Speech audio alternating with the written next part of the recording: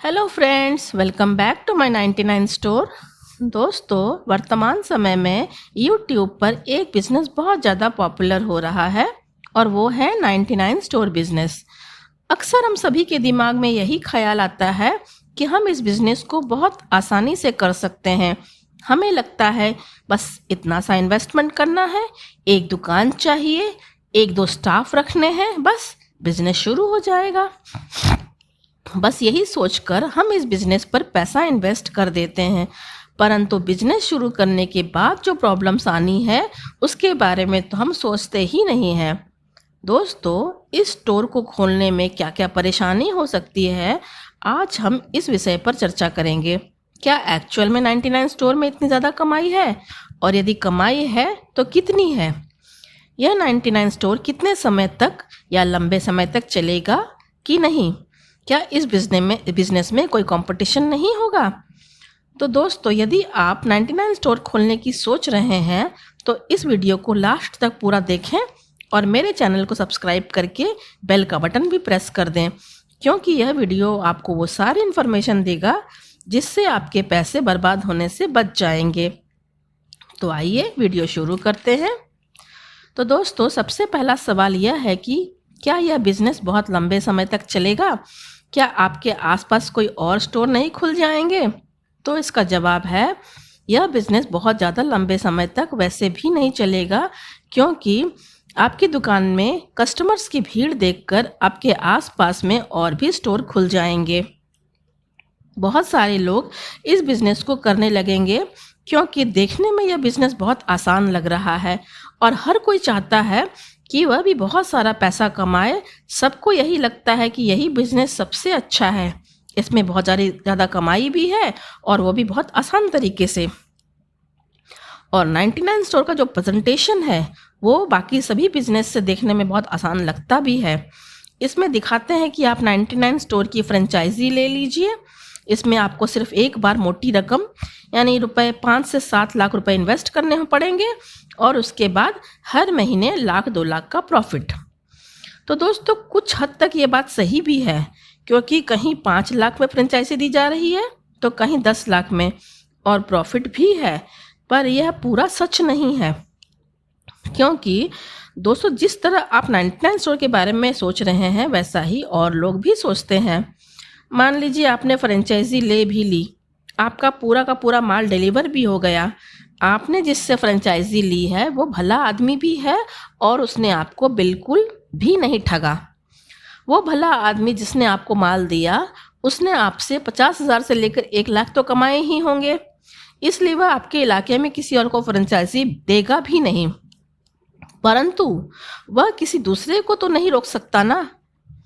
ऐसे में आपके इलाके में किसी दूसरे आदमी ने किसी दूसरे बंदे से फ्रेंचाइजी लेकर स्टोर खोला तो आपका तो कंपटीशन स्टार्ट हो गया। आप उसे रोक नहीं सकते, क्योंकि उसने फ्रेंचाइजी किसी दूसरे से ली है, उससे नहीं जिससे आपने ली हुई है। अब आपका बिजनेस घट जाएगा, क्योंकि कोई कस्टमर आपके पास आएगा तो कोई दूसरे से लेगा। पहले यदि आप 100 प्रोडक्ट बेचा करते थे तो वहीं आप अब 50 प्रोडक्ट ही बेच पाएंगे पर डे। अब ऐसा तो हो नहीं सकता कि इतना प्रॉफिट देखकर किसी तीसरे बंदे का 99 स्टोर खोलने का मन ना करे। मान लीजिए किसी तीसरे बंदे ने किसी तीसरी जगह से फ्रेंचाइजी लेकर तीसरा स्टोर खोल लिया, तो चलो मान लेते हैं इस तीसरे बंदे ने अपना स्टोर आपके इलाके में नहीं खोला बल्कि थोड़ी दूर किसी दूसरे इलाके में खोला, तो भी आपके सेल में तो फ़र्क पड़ेगा ही, क्योंकि उस इलाके से जो कस्टमर अब तक आपके पास आते थे वो अब वहीं से परचेस कर लेंगे, आपके पास नहीं आएंगे। इस तरह एक दिन ऐसा आएगा कि आपके आसपास के सभी इलाकों में 99 स्टोर खुल जाएंगे और आपका सेल एक लिमिट में ही रह जाएगा। अब दूसरी प्रॉब्लम पर भी बात कर लेते हैं। वह यह है, जिससे आपने फ्रेंचाइजी ली हुई है उसने आपको सभी आइटम्स ₹70 to 80 में दिया होगा, पर उसे उन्हीं आइटम्स के ₹60 to 70 पड़े होंगे। अब आप सोचिए, जब उसको इस रेट में पड़ रहा है तो जहाँ से उसने लिया है यानी फैक्ट्री या मैन्युफैक्चरर के पास से, वो भी तो कुछ कमा रहा होगा। जिसमें ट्रांसपोर्ट का खर्चा और दूसरे कई खर्चे शामिल होते हैं। तो दोस्तों, अब आप खुद ही सोचिए, उस प्रोडक्ट का इतने खर्चों के बाद दाम आपको यदि 70 से 80 रुपये पड़ रहा है, तो वह प्रोडक्ट बनकर कितने में तैयार हुआ होगा। मान लीजिए वो प्रोडक्ट 50 रुपये में बनकर तैयार हुआ, तो आप खुद ही सोचिए उसकी क्वालिटी कैसी होगी। और यदि क्वालिटी अच्छी नहीं हुई तो कोई भी कस्टमर आपके पास सिर्फ एक ही बार आएगा, दोबारा वो आपके स्टोर पर नहीं आएगा। अब आप सोच रहे होंगे कि हमने भी यही किया होगा, तो और हमारे प्रोडक्ट भी चीप क्वालिटी के ही होंगे। तो आपकी जानकारी के लिए बता दूं कि हमने फ्रेंचाइजी नहीं ली है और हम सभी प्रोडक्ट्स अलग अलग मैन्युफैक्चरर के पास खुद जाकर लेकर आते हैं, इसलिए हमारे प्रोडक्ट्स अच्छी क्वालिटी के होते हैं। दोस्तों, आप अपने गाढ़े मेहनत की कमाई को लगाकर 99 स्टोर खोल तो लेंगे, पर यह लंबे समय तक चलना तो चाहिए। पर क्वालिटी यदि अच्छी होगी तो लोग घूम फिर कर आपके पास वापस आएंगे। अब बात कर लेते हैं तीसरी प्रॉब्लम की, तो वह है उनकी रिप्लेस पॉलिसी। फ्रेंचाइजी वाले प्राय आपको डिफेक्टिव माल को रिप्लेस करने के लिए 1 महीने का लिमिटेड समय देते हैं। यानी जो डिफेक्टिव माल आपके पास पहुंच गया है उसे आप 1 महीने के अंदर वापस कर देंगे, तो वो लोग उस आइटम की जगह दूसरा आइटम आपको दे देंगे। लेकिन ऐसा होता नहीं है, क्योंकि जो माल आपने ऑर्डर किया होगा वही आपके शहर तक और आपके स्टोर तक पहुंचने में 5 से 7 दिन लग जाते हैं, और माल को खोल कर स्टोर में सेटअप करने में और 5-7 दिन लग जाते हैं। फिर कस्टमर जज करेंगे, कभी कस्टमर ज़्यादा भी होते हैं, कभी कम भी होते हैं। ऐसे में जब तक आप समझ पाएंगे कि कौन सा माल बिक रहा है और कौन सा नहीं बिक रहा है, तब तक 1 महीना बीत जाता है, और 1 महीना बीत गया तो आपका माल रिटर्न नहीं होगा और आपका पैसा फंस जाएगा। और यदि आपका पैसा फंस गया तो आपने क्या प्रॉफिट कमाया, क्योंकि वो माल तो बिकेगा नहीं। इसलिए दोस्तों, जब भी आप किसी से फ्रेंचाइजी ले तो पहले उससे टर्म्स एंड कंडीशंस को समझिए, अपने हिसाब से कुछ चेंज करने की ज़रूरत हो तो चेंज कीजिए, तभी उस पर साइन कीजिए, वरना छोड़ दीजिए, किसी दूसरे से फ्रेंचाइजी ले लीजिए। अब अगले प्रॉब्लम की बात करते हैं, वो है आफ्टर सेल सर्विस।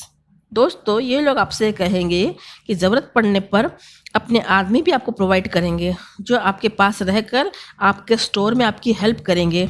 ये बात सुनने में बड़ी अच्छी लगती है, पर ये मैनेजर वो फ्री में प्रोवाइड नहीं करेंगे।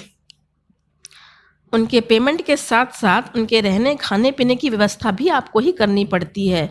जब आपका माल ही नहीं बिक रहा होगा, आप खुद ख़राब सिचुएशन में होंगे, ऐसे में आपका खर्चा और बढ़ जाएगा। इसके बाद एक और प्रॉब्लम है एक्सपायरी डेट की। दोस्तों, 99 स्टोर में डेली यूज़ के प्रोडक्ट के साथ साथ पर्सनल केयर प्रोडक्ट्स भी, जैसे शैम्पू, परफ्यूम और कॉस्मेटिक्स भी होते हैं, जिसकी एक एक्सपायरी डेट भी होती है, जिसे पार करने के बाद वो प्रोडक्ट शरीर को नुकसान पहुंचाते हैं। इसके लिए आपको क्या करना चाहिए कि जो भी हेल्थ केयर या पर्सनल केयर प्रोडक्ट्स आप परचेस करने से पहले उसकी एक्सपायरी डेट ज़रूर चेक कर लें। आपको ध्यान रखना होगा कि किसी भी प्रोडक्ट की एक्सपायरी डेट कम से कम 6 महीने बाकी जरूर रहनी चाहिए, वरना आपका माल बिकेगा नहीं। क्योंकि जिन हेल्थ प्रोडक्ट्स की एक्सपायरी डेट कम होती है उन्हें कस्टमर खरीदना पसंद नहीं करते हैं। कोई भी अपनी स्किन या अपने बालों के साथ एक्सपेरिमेंट करना पसंद नहीं करता है। कोई नहीं चाहता उनके बाल झड़ने लगे या उनकी स्किन खराब हो जाए।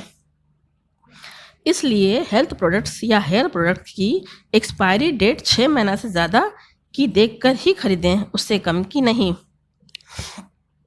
इसके अलावा दोस्तों, एक बड़ी समस्या फ्रेंचाइजी लेने की यह भी है कि वो लोग आपसे शर्त रखते हैं कि आपको अपने स्टोर पर केवल उन्हीं के प्रोडक्ट रखने होंगे, आप किसी दूसरी कंपनी के प्रोडक्ट्स नहीं रख सकते हैं। चलिए एक बार के उनके शर्त मान भी लेते हैं, लेकिन मान लीजिए आपका जो माल आया था उनमें से किसी आइटम की बहुत ज़्यादा डिमांड हुई, अब वो आइटम्स आपका ख़त्म हो गया, तो आप ज़रूर चाहेंगे कि आप वो प्रोडक्ट आसपास में ही किसी कंपनी से लेकर अपने स्टोर पर रखें, क्योंकि इन थोड़े प्रोडक्ट के लिए तो आप पूरा ट्रक या माल मंगवा नहीं सकते हैं। लेकिन उनकी टर्म्स एंड कंडीशंस के अनुसार आप ऐसा नहीं कर सकते, और वो आइटम जिसकी सबसे ज़्यादा डिमांड हो रही थी अब आपके स्टोर पर नहीं होगा।